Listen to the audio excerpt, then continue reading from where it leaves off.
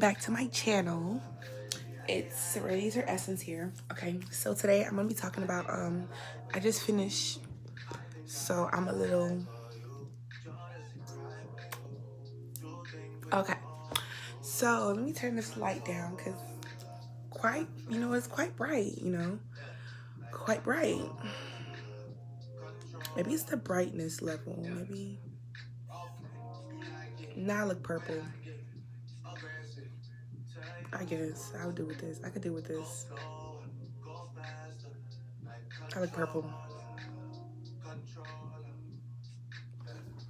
I can fuck with this. Okay, so I'm gonna be talking about narcissism. This is a topic that I really want to get into on my channel, and I want to make it a whole series because I have a lot of knowledge from my personal life experience and knowledge I've gained through my life experience and through things I've read about, like just knowledge, bitch. Like I told y'all, okay? So, what was I saying? Yeah, I really want to get into my channel. I'm gonna do story times about my experience with my toxic ex, my narcissistic ex, on my Debbie TV channel. So go check that out. If you don't subscribe to that channel, go do that. I mean, if you're watching this, first of all, thank you, because I just started out and you're watching my video. Like, thank you for watching. But back to the topic. Okay, let me drink some water.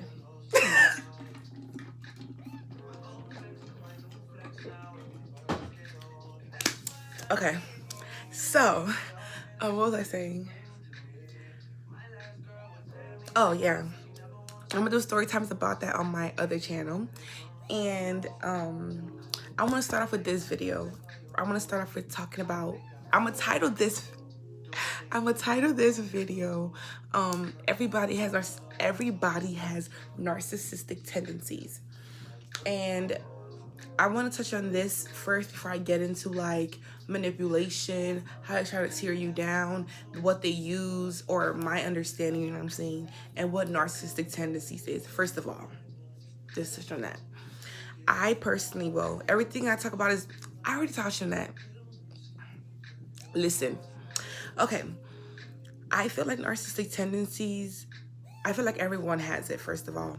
And I feel like narcissists, some people, I feel like the worst type of narcissist, people who are aware of what they're doing. They don't know they're narcissists, but they're aware of what their behavior and what their mannerisms and what they know, what power it holds and how it works in their favor, and they use it to that. And a spiritually intelligent narcissist is the worst because they know exactly what the fuck they're doing. But I know so much about this because like my ex is a narcissist, my dad's a narcissist. I could spot a narcissist from a mile away, literally. No exagger, okay? No fucking exagger. But I need a pillow under me because my back gonna start hurting. Like,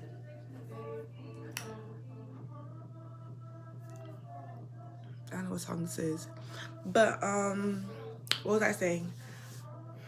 Oh yeah, I feel like everybody has narcissistic tendencies because regardless of whether it's intentional or not, we're all aware. As humans, we're made to have like a predator instinct, a survival instinct. You know what I'm saying? This is my personal understanding, and I feel like some people are aware of manipulation and do these for their advantage, but from a young age, we all have acted on narcissistic tendencies.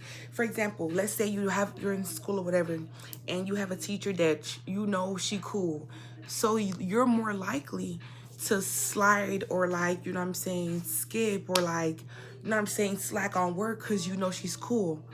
That is a form of narcissistic tendency. It's not like some big bad thing you're doing, but it's a form of manipulation. Everybody knows how to manipulate. Everybody knows how to spot holes where things could be in your favor and use it to your advantage. It's a natural human thing. It's natural. You know what I'm saying? It's natural, whether you're a good person or not. Being a good person is subjective, but I will get into a different topic on that, okay? But That's why I feel like everybody has a narcissistic tendency, because y'all, I'm high and I feel like I'm talking too fast. Let me take a deep breath. I feel I feel overstimmed, if that makes sense. But yeah, I feel like everybody has narcissistic tendencies, and I feel like I gave a good example with that one. But I could give another example, like, okay, I can't think of an example. I can't think of an example right now. But like, everybody has narcissistic tendencies, I feel as though. And it's some sort of way, even think about it, for example, at work. You know a manager is cool, you know which one is not. You know which one you could take a smoke break on, which one you could be late on your lunch break, which one you could chit chat and low-key break the rules with, and which one you can't. You know what I'm saying? You're aware of what holds. We all pick up on energy, we all pick up on moves, and we all act accordingly on it, whether you do it intentionally or not. That's what I'm trying to say. That is a form of narcissistic tendencies, okay? And I feel like when it comes to narcissists, it's different. It's more detrimental, I guess you could say, because it fucks with somebody's psychological wise, mentally, emotionally, not just physically. You know what I'm saying? It rewires your brain. It has you doubting yourself. It has you questioning the body and the mind that you own and you exist and you run. Okay? Do you get what I'm trying to say? And I feel like it starts off with the same way you're able to pick up on somebody who you could slide on, who you could do fuck shit with, and somebody you can't. There's some people, everybody knows somebody in your life who you know, yeah, it's strict around there. You won't even try that. You won't even play that, because their energy, their way of carrying themselves, the way of talking, the way of you knowing them and knowing the energy, knowing the way you've interacted with them, you know, I'm not even gonna try that. You know not to try that. You just know, yeah, no. Some people, you feel like you could, so you try your luck, you're like, back and get away with this, bet I'm gonna keep doing it. You know what I'm saying? With narcissists, I feel like this shit is too loud. And the remix is horrible. Like, this is non-copyright music, but it's just like, who made this? You know? I'm not a fan. What's it called? Intermission, real quick. Because I was not a fan of that. Okay, this is better. So, what was I saying? Yeah, I feel like with narcissists is different because they start off rip. They start off rip getting to know you. So they know the holes in you. They know what you desire. Narcissists are very intuitive people. That's why a lot of narcissists are prone to going to people who have big hearts, or prone to people being in their life and them hurting them for so long, and when they leave you, nobody believes them, because they had trauma, and you use knowing what they've been through to validate their wrongdoings. And that's why I'm gonna make a separate video about this. I can never validate nobody being a fucked up person. We all been through shit. I've been through shit, and I didn't let it change my heart, change how I treat people, change how I want to do or be in this world. So respectfully, I can understand you've been through shit, but I cannot use to validate you being a fucked up person. You're a fucked up person. You're a bad person. You're a bad person. Like, you know what I mean? Like, but back to the topic. I just feel like with narcissists, they come into your life getting to know you. They know how to create a space, a sense of safeness off rip. They know, like, they're so good at pivoting. If you've ever been with a narcissist, you know, let's say like you cut them off or whatever, and you telling them, oh, I don't talk to you because of this, or whatever. They come in with so new ways. Let me take you out to eat, or let me do this. Well, I'm sorry. They come into you telling you all the things they did wrong to a T, knowing everything, because they know. They're very intuitive people. They pick up on your energy. They pick up on what you like. They pick up on what you need energetically, and they put on the facade of that to make you feel safe and open up, right? So they program your brain to associating them with a safe space, right? And once they do, they start deteriorating you slowly and softly. Slowly and softly.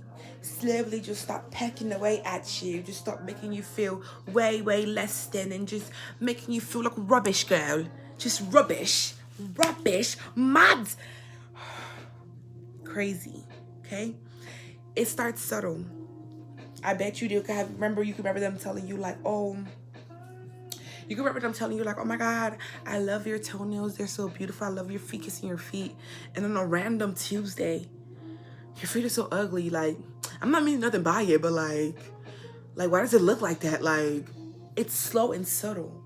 So when this place your brain has associated with being a safe space, that safe space starts giving you feedback of you're doing something wrong or you're wrong in some way, you start questioning yourself.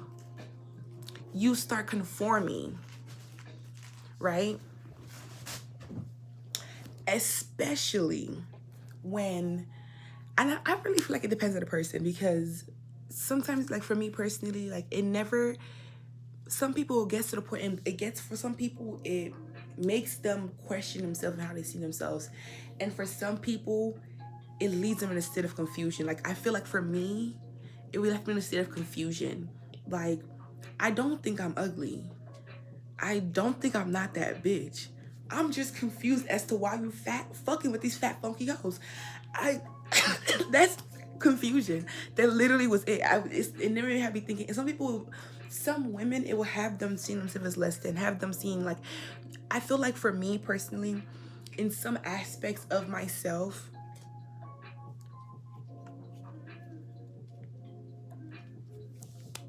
the screen says I miss you.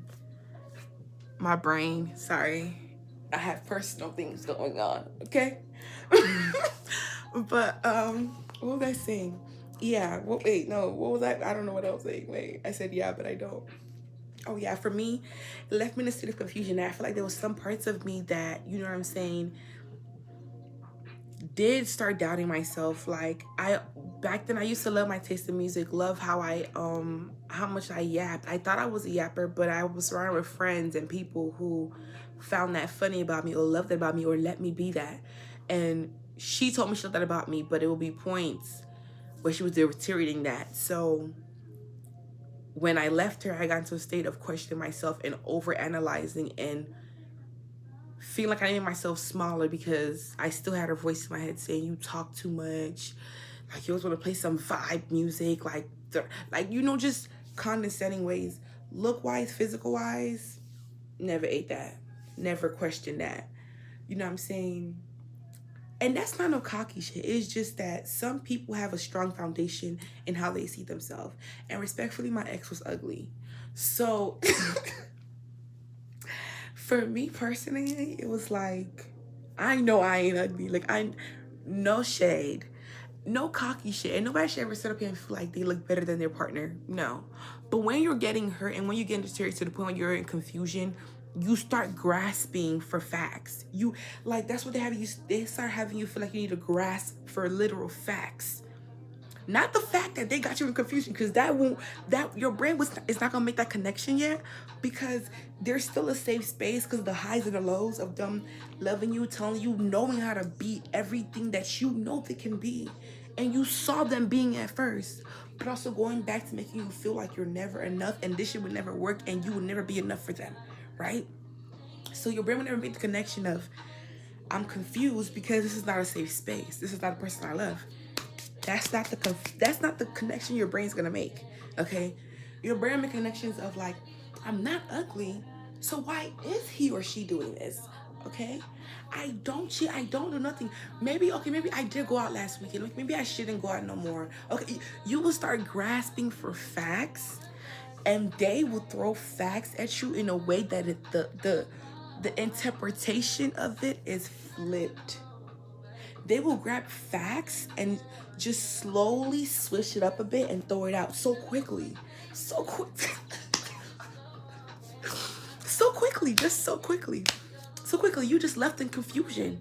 You either feel like, it's one or the other. They're a narcissist, okay?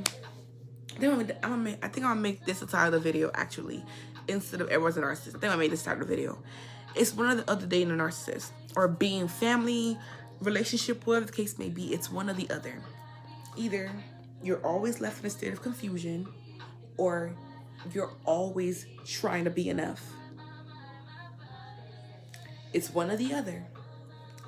And I feel like for people who are always trying to be enough, it's from a place of like, the narcissist words literally runs in their head to where like, they're not trying to be better for them from their point of view of what's better, of the best version of themselves.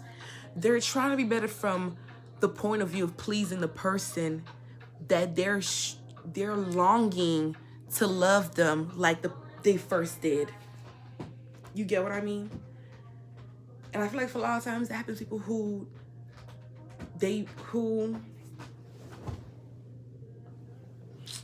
cat. I feel like a lot of people that happens with narcissists, with people who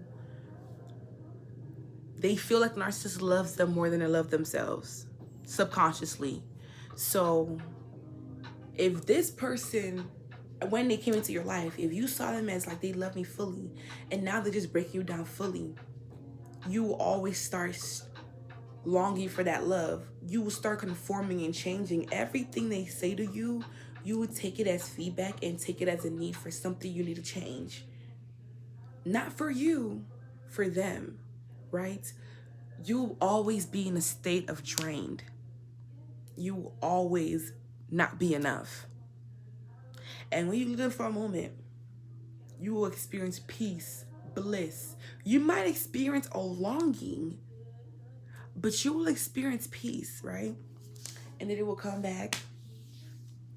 They will come back and be every version of what you know they can, remind you and make you feel that feeling of love that you once felt when it first started. And then the whole cycle begins. And I feel like on the narcissist end, now aware narcissists are different because they have the vocabulary, the verbal, that's what I mean, vocabulary. The vocabulary, the emotional intelligence to manipulate to a T. To where but a lot of times narcissists are just stupid. Like, I can't even get the whole series because I could just ramble on and on about this. Like, you know, this is YAPPERVILLE. Welcome. Okay, back to the topic though. But like, yeah, like it's all ego. It's all ego.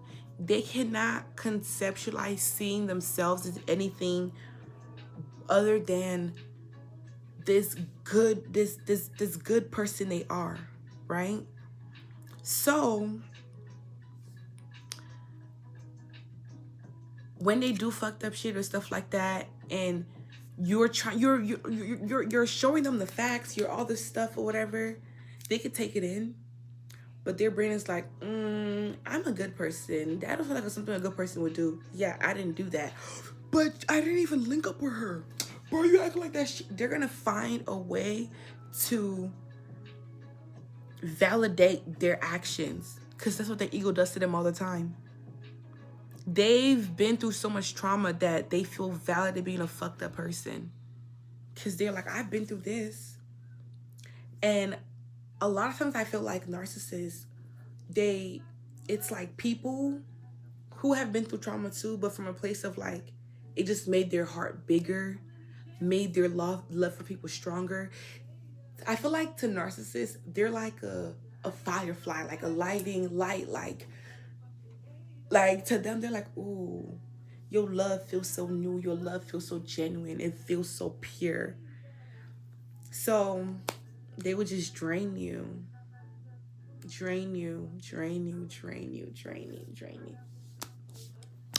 Now I'm gonna end this one on here, and then I'm gonna get into like a different video, but like how to spot a narcissist, because I rambled a lot in this one.